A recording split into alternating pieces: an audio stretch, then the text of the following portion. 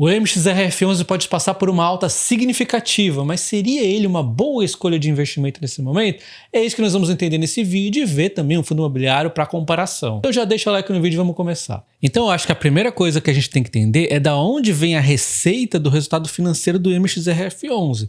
E aí nós temos aqui essa foto dos últimos 6 meses, e em termos de receita, 79,4% vem dos títulos de dívida, os CRIs ali, né, que o MXRF11 investe, que não é surpresa, né, porque é um fundo imobiliário de papel que investe em dívida. Então, quase 80% vem de títulos de dívida do setor imobiliário, exatamente o que a gente esperava, né?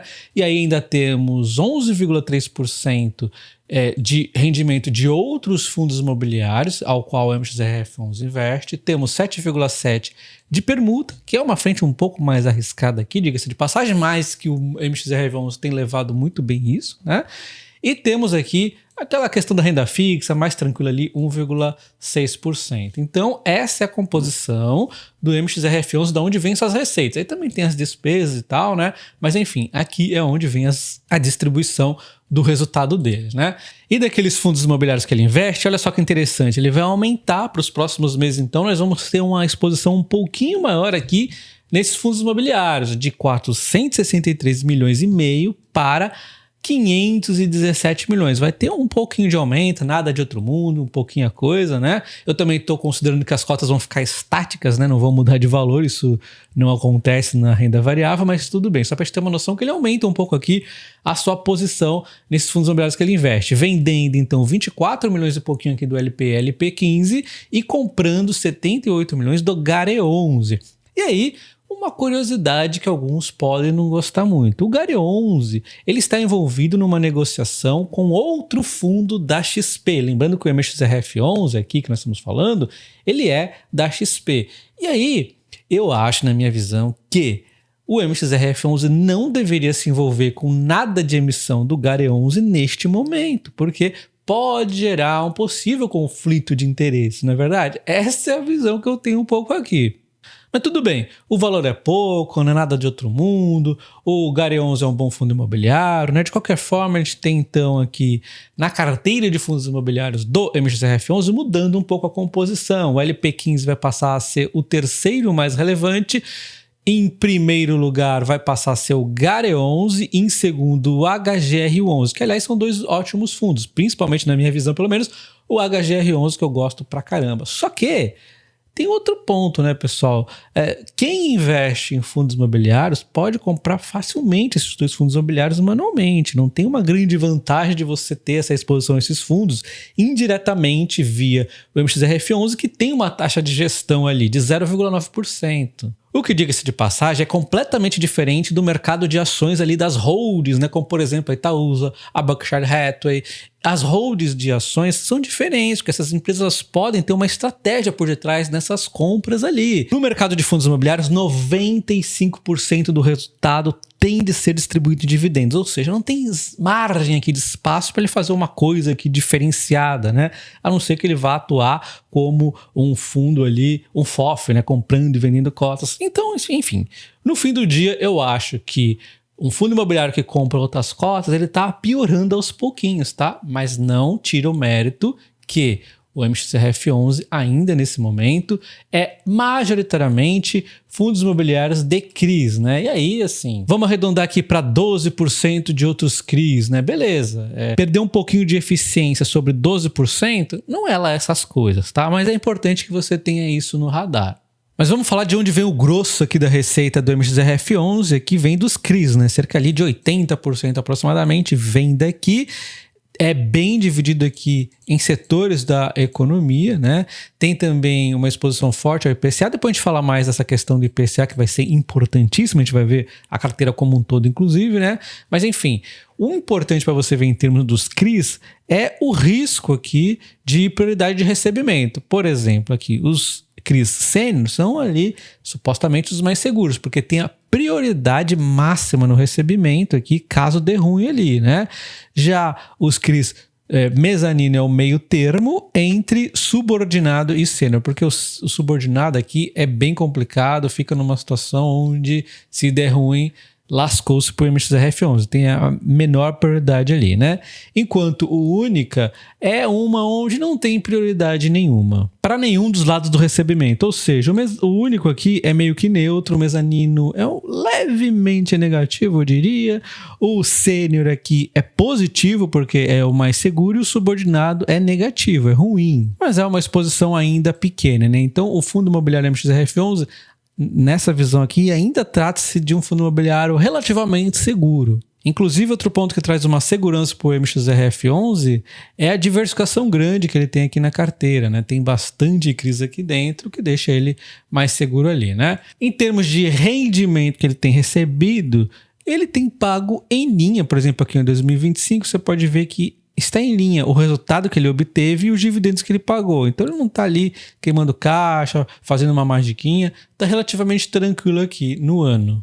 E agora vamos ver os motivos que podem fazer o fundo imobiliário MXRF11 ter um grande salto aqui nas cotações, na verdade, no valor patrimonial, que tende a puxar ali as cotações. E um deles é exatamente a exposição aqui do book, da carteira do MXRF11, que está a maioria atrelada à inflação. E nós estamos vivendo num período onde o que pode acontecer é a Selic cair, e isso tende a fazer com que os títulos atuais do MXRF11 se valorizem aqui com a marcação a mercado, tá? E aí depende também do durante, que eu já vou mostrar, mas olha só, nós temos aqui também outros fundos imobiliários que também tendem a ter uma valorizaçãozinha, né, diante ali da queda da Selic, mas é principalmente aqui na renda fixa. Então a gente tem aqui, ó, o duration do MXRF11 é um duration médio, né? Então assim, não é uma grande volatilidade, né, um negócio absurdo, mas tem uma volatilidade que acontece ao longo dos anos no MXRF11 e tende a ser positiva neste momento. Nós estamos vivendo um momento debaixo do MXRF11 para ele poder subir agora, né? Então, olha só, a gente isola aqui os dividendos. Se a gente for ver os dividendos, um MXRF11 que tem sido bem tocado, a gente vem sempre entendendo que tem uma alta aqui no longo prazo para os investidores, né? Um ganho. Só que quando a gente isola, né, tira os dividendos da conta, a gente vê que é um sobe e desce maluco, né? Por quê? Por conta dos juros, né? Então, olha só, ele chegou a bater ali, vamos isolar esse período aqui atípico, né? Mas olha, ele chegou a bater várias vezes ali 12, 11, né? E aí, agora ele está aqui a 9,63. E aí, a expectativa dele dá um salto aqui. Então a gente vê o MXRF11 saindo de 7, 8 reais lá em 2015, 2016, partindo para 11, 12 reais, né? Tirando esse momento atípico aqui que foi para 14, mas enfim, grandes saltos com a queda da taxa de juros acontecendo no Brasil, que sai de 14,25 e vai para aqueles insanos 2%, né?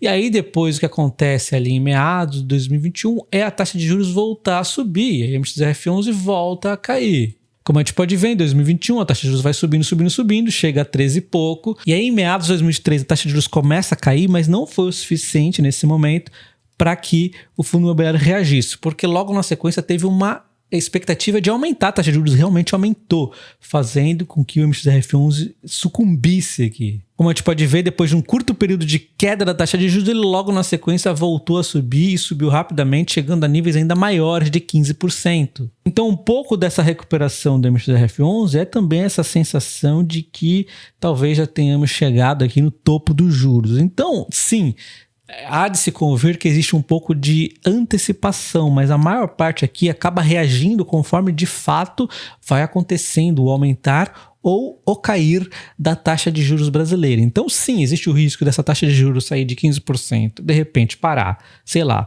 nos 14%, não vai ser o suficiente para dar um ânimo para o MXRF11, mas se ela continua a cair ali, realmente vai ali naquela sequência de queda que o mercado espera, aí tende a ter essa alta do MXRF11, tá?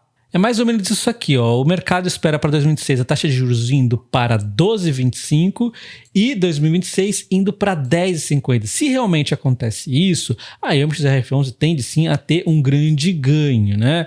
Mas, se no meio do caminho não acontece essa queda de 15 para 12,25, depois 10,50, se para no meio do caminho e já volta a subir, ou de repente cai muito pouco, provavelmente a reação do mercado vai ficar volátil e não vai ter grandes ganhos nenhum, né? Porque expectativas foram frustradas, então nem precisa superar essas expectativas aqui.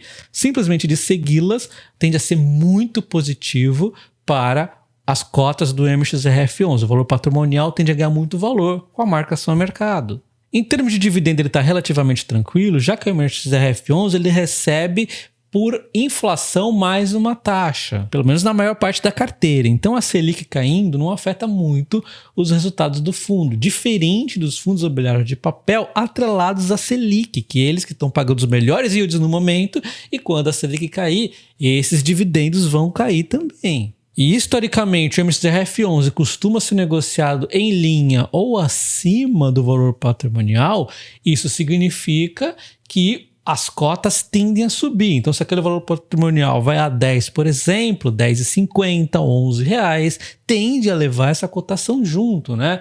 Mas esse exato ponto é um ponto que a gente tem que refletir, né? Beleza, que o valor patrimonial dos fundos imobiliários com grande exposição a IPCA+, tende a ganhar com a queda da taxa de juros, e um bom fundo imobiliário tende a ser negociado próximo do PVP de 1, o problema do MXRF11 é que ele está sendo negociado acima do PVP de 1, o que tende a reduzir parte desses ganhos da gente comprar um fundo imobiliário no momento ali que ele tende a ganhar o valor patrimonial. Ele já está um pouco acima desse valor, né? E quando a gente olha a taxa de sensibilidade do MXRF11, isso claramente você pagar ágio e deságio sobre o valor patrimonial influencia no seu yield ali, ó. Você pega o yield IPCA mais aqui, olha só, se você paga um ágio, hoje no momento está aqui entre o 2,1 e 1,1 aqui de ágio, olha só, você tem esses yields aqui. Se você pega, por exemplo, com deságio, ele está abaixo do valor patrimonial, você tem um yield maior, né? Então, obviamente que pagar barato faz diferença ali no seu yield on cost no futuro. E aí, pessoal, eles apresentam um outro fundo imobiliário que também tem exposição ao IPCA, que tende a ter uma dinâmica parecida com o MXRF11, já vai dar uma passadinha, tá? E olha só, ele está a um PVP de 0,96, então ele tende a ter um ganho também no valor patrimonial e a mesma dinâmica, a cota vai subir, seguindo os ganhos do valor patrimonial. E aí, se vai para próximo de 1, por exemplo, tende a trazer um ganho maior ali do que o MXRF11, que já está no 1,3, né?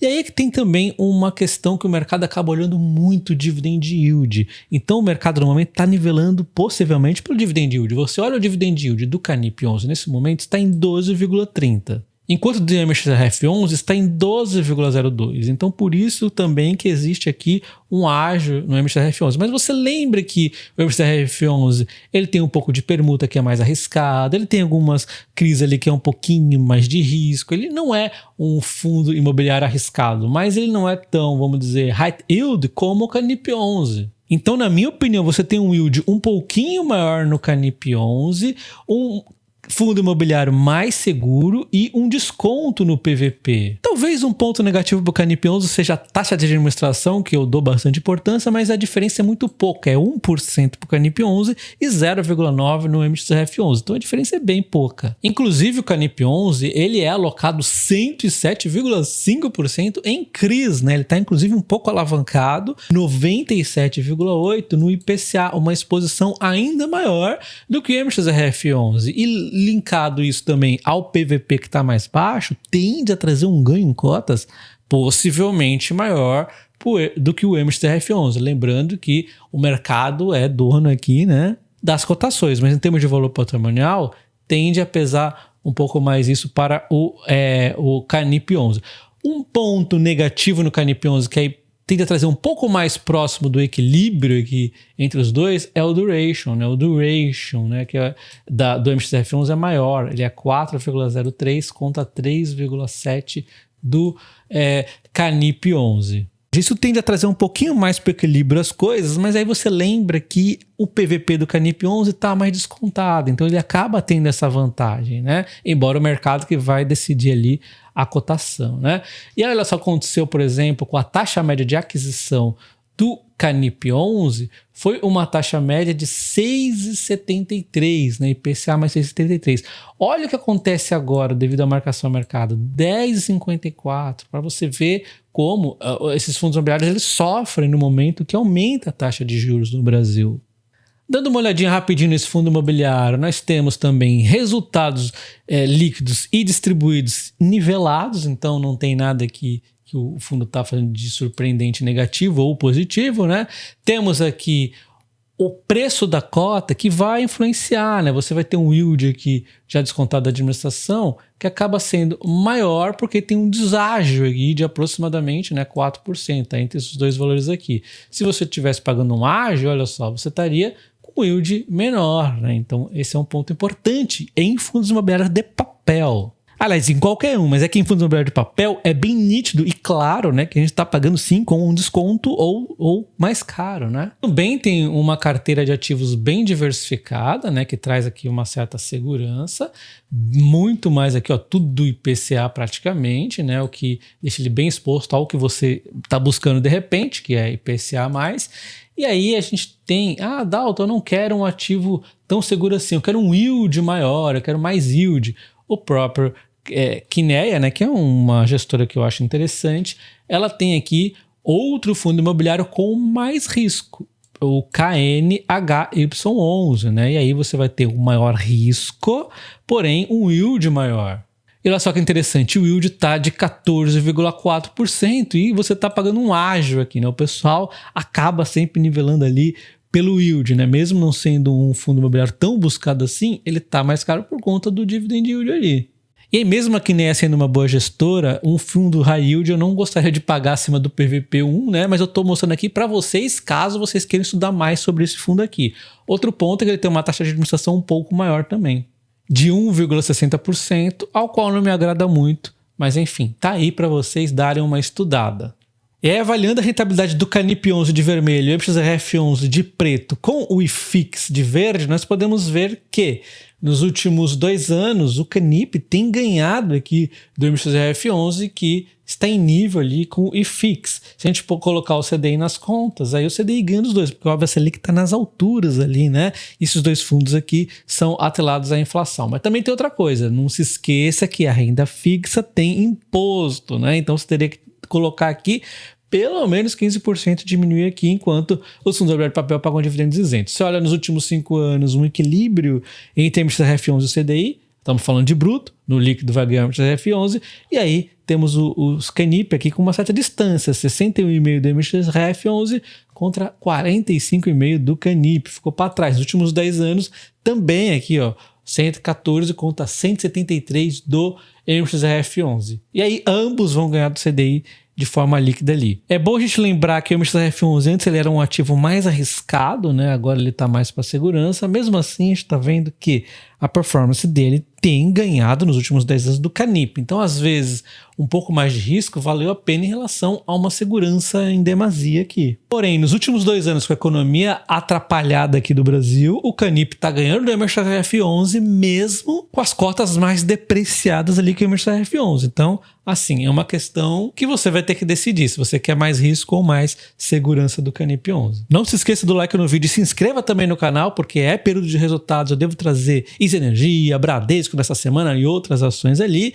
E tem também os vídeos exclusivos para os membros do canal, então também considere se tornar membro. Que além dos vídeos exclusivos, você tem acesso ao site dos membros do canal para poder aqui ver a previsão de dividendos para diversas empresas aqui por ano 2025, 2026, dependendo da ação vai ter 2027, 2028. Além do acesso ao grupo do Telegram para conversar comigo e os demais, então se torne membro do canal. Um abraço e até o próximo. Valeu!